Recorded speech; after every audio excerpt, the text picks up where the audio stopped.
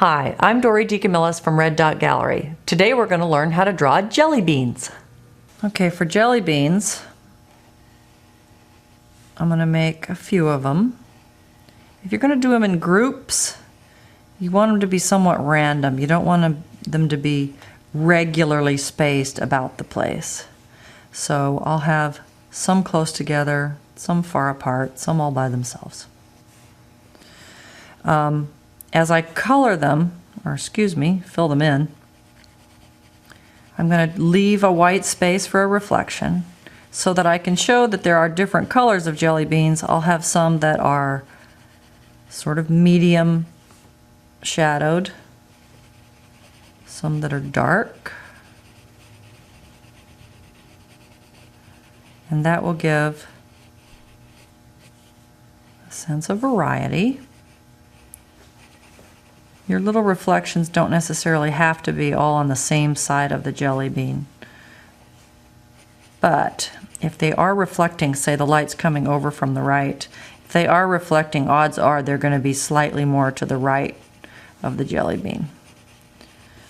I'm just going to keep filling them in here, dark ones and light ones, leaving my reflection.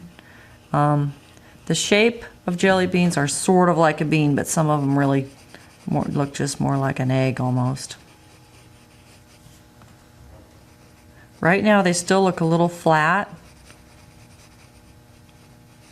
so I'm going to give them a shadow over on the left side that gives them a little more volume. You want the light ones to not have as dark a shadow as the dark ones. Notice that I'm not bringing my shadow all the way. I'm going to make that smaller, that light. I'm not making my shadow all the way over to that left edge.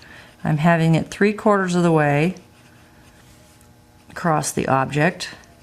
That is because that left side of surface is going to reflect back up onto the left side of the jelly bean and give it a little reflected light. What that means is when I come in here and do my cast shadows, look at how it's a little lighter along that edge, so it looks a little more three-dimensional, rather than having that dark shadow on the jelly bean come all the way to the edge.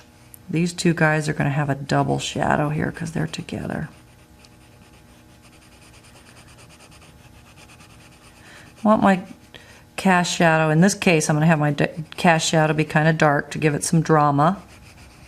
Note me leaving that little bit of light space there for the reflected light. It also makes the object not blend in too much with the shadow.